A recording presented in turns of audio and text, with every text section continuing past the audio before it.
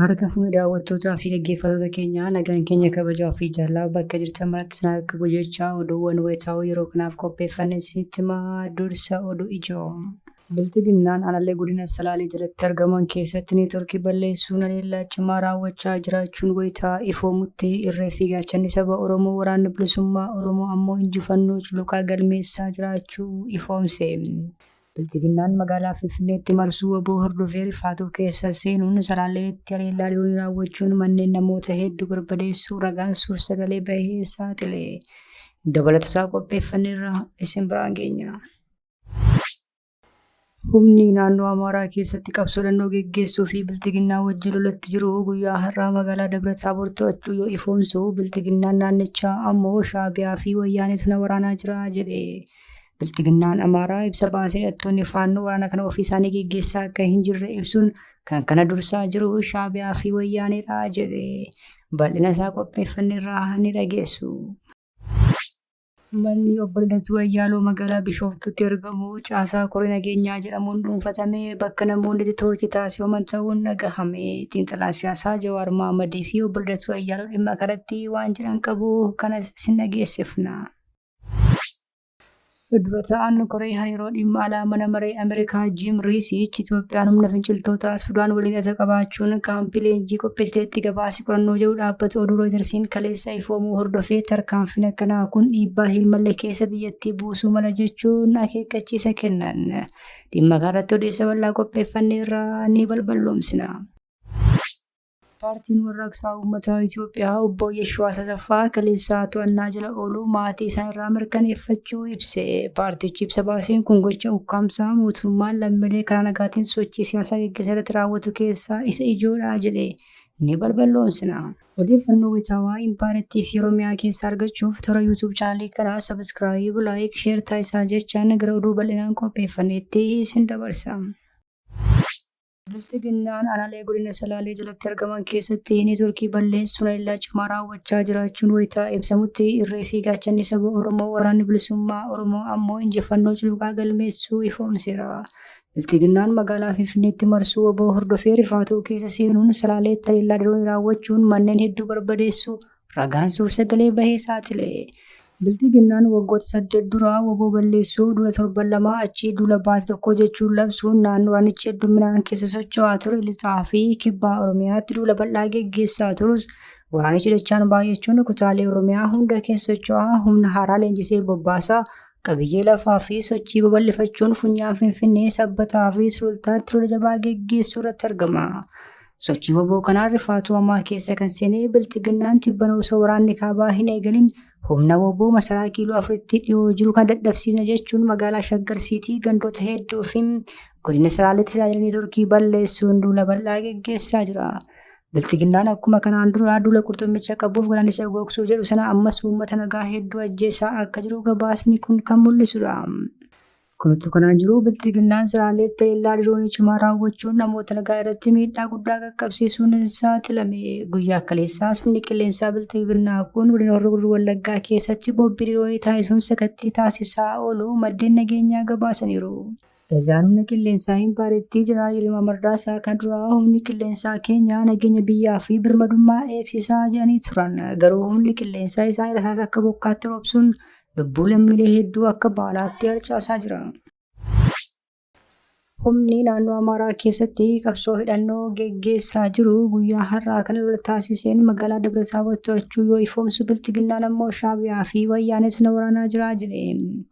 Biltiginnaan Amaaraa ibsa baasee hidhattoonni Faannoo waraana kana ofii isaanii geggeessaa hin jiran jechuun haale. Biltiginnaan tilbanaa muddama hamaa kaaba Impaarettiitti humnoota Tigraay fi Shaabiyaa wajjin uumameef loltoota isaa Oromiyaa fi Amaaraa keessaa guuree baasaa kan jiru yommuu ta'u, kanaanis waboo fi Faannoon bakka isaan gadhiisanii bahan kana to'achaa jiraachuutu gabaafamaa jira. Kanatu kanaan jiru guyyaa har'a lola jabaa hidhattoonni Faannoo geggeessaniin magaalaa Dabra Taabor guutummaatti to'achuun humnoota Biltiginnaa magaalattii keessaa ari'anii baasuun ifoome. Biltiginnaan naannoo Amaaraas dhimma kanatti ibsa baaseen dubbii kana mirkaneessuun cinatti hidhattoonni Faannoo kun Shaabiyaa fi Wayyaanee wajjin lolaa akka jiran ifoomse.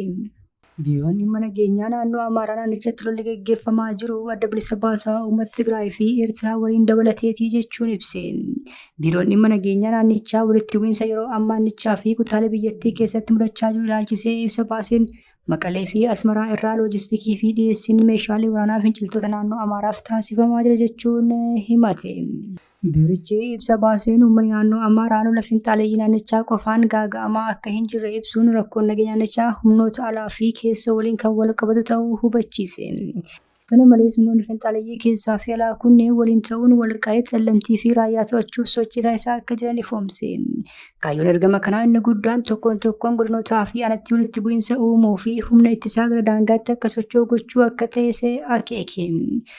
Akka ibsaa biiroo nageenyaa naannichaatti tooftaan kun naannolee armaan olitti ibsaman gidduu seenummaa tokko malee to'achuuf kan kaayyeeffatedha. Waajjirichi dabalataan lolli amma deemaa jiru diina seenaa fi baandaawwan keessoo irratti kan xiyyeeffate ta'uu ibsee uummanni naannichaa dammaqinaan akka of eeguu fi olaantummaa seeraa dandeettii isaatiin akka kabachiisuu qabu waamicha dhiyeesse. Manni obbo Liddatuu Ayyaanoo magaalaa Bishooftuutti argamu caasaa koree nageenyaa jedhamuun dhuunfatamee bakka namoonni itti toorchi taasifaman ta'aa jiraachuun dhagahame. Xiinxalaan siyaasaa Jawaar Mohammadii fi obbo Liddatuu Ayyaanoo dhimma kanatti miidiyaaleef ibsa kennaniiru. Obbo Liddatuu Ayyaanoo nama siyaasaa paartii mormituu keessatti waggoota hirmaataa turanii fi bilxiginnaadhaan waggoota 2 oliif hidhamanii turan yommuu ta'an, yeroo ammaa bakka wal'aansa fayyaaf itti imalanii turan Ameerikaa irraa gara biyyaatti akka hin deebine bilxiginnaan dhorkamaniiru. Manni isaanii magaalaa Bishooftuutti argamus bilxiginnaan dhuunfatamuun bakka itti namoonni toorchi taasifamanii fi dabarfaman ta'eera. Namoonni kunneen immoo gara kanatti qabamuun kan dhufan erga qabamanii booddee iji isaanii ugguramee akka ta'etu himame. Gochaa kana kan raawwatu ammoo caasaa koree nageenyaa jedhamuu fi kanaan dura ajjeechaa abbootii gadaa Karrayyuu dabalatee ajjeechaa suukkanneessaa Oromiyaa keessaa qajeelfama muummicha ministeeraa fi pirezidaantii naannichaa obbo Shimallis Abdiisaatiin raawwachaa ture ta'uu Rooyiters saaxilee ture. Namni siyaasaa obbo Liddatuu Ayyaanoo dhimma kanatti yaada miidiyaa Itoophiyaan jedhamuuf kennaniin manni isaanii mootummaan fudhatamuu namoonni uffata qaama nageenyaa uffatan balbala ta'anii akka eeganiif waardiyyaa manichaa baatii 3 dura erga hidhamee booddee qarshii 60,000 gadhiifamuu himaniiru. Kana dura bilxiginnaan mana obbo Liddatuu kan magaalaa Bishooftuu ganda Harsadiitti argamu kana waajjira poolisii akka taasifatu ibsus garuu waajjira mootummaa ta'uusaaf barjaan agarsiisu tokkollee akka hin jirre maddeen naannoo sanaa gabaasaniiru. Dura ta'an koree hariiroo dhimma alaa mana maree Ameerikaa Jim Riisiich Itoophiyaan humna finciltootaa Sudaan waliin qabaachuun kaampii leenjii qopheessetti gabaasee qorannoo jiru dhaabbata oduu Rooyitersiin kaleessa ifoomuu hordofee tarkaanfiin akkanaa kun dhiibbaa hin malle keessa biyyattii buusuu mala jechuun akeekkachiisa kennan. Manni maree Yuunaayitid Isteetsi kan bakka bu'an Jim Riisiich yaada miidiyaa hawaasummaa isaa irratti maxxansanii Itoophiyaa keessatti wiirtuu leenjii humna Rapid Support Force kan duguuggaa sanyii Sudaan keessatti raawwatamaa jiruun himataman akkasumas gamtaa Imireetota Arabaa waliin uumuun karaa Somaaliyaandiin dhiyeessii argachuu danda'a jedhu gabaafamuu isaa yaaddoo guddaa qabaachuu ibsan. Kunis humna Rapid Support Force akka garee shoror keessaatti biyya alaatti moggaasuuf sababa dabalataa ta'uu danda'a akkasumas deeggarsa bakka bu'ummaa fi tasgabbii naannoo irratti bu'aa hamaa fiduu danda'a jedhaniiru. Dubbiin kun kan ka'e gabaasa qorannoo Rooyiters dhiyeenya kana baasee hordofee yoo ta'u gabaasichi Itoophiyaan dhiyaa naannoo Beenishaangul Gumuz naannoo daangaa Sudaanitti dhiyoo ta'etti loltoota Rapid Support Forceef kaampii leenjii qopheessiteetti jedha.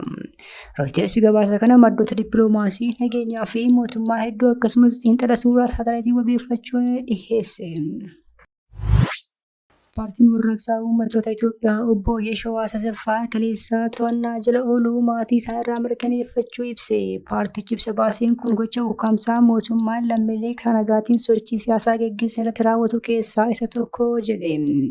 Paartiin warraaqsaa uummattoota Itoophiyaa dabaluun gochoonni akkanaa paartiin biyya bulchuu fi qondaalonni mootummaa halkanii fi guyyaa filannoo baranaa bilisa qabeessaa fi diimokiraatawaa ta'uusaa himanus dhugaan jiru faallaa kanaa ta'uu agarsiisaa jedhe. Ibsichi kaleessa to'annaa seeraa jala kan oolan obbo Yeshawaa Asaffaa dabalatee gaazexeessitoonni namoota siyaasaa falmitoonni mirga namummaa qabsaa'ota lammiilee qulqulluu ogummaa eenyummaa fi ilaalcha siyaasaa isaaniitti hidhaman haalduree tokko malee akka gadhiifamuu qaban gaafate. Dura ta'an paartii Zeemaa duraanii obbo Yeshawaa Asaffaa kanaan dura jimaata caamsaa 23 bara 2016 akka lakkoofsa Impaayiratiitti jeequmsa kaasuun shakkamee poolisiin to'annaa jala ooluun isaa kan yaadatamudha.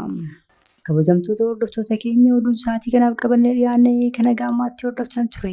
Oduu biraan hanga walitti deebinutti nagaatti.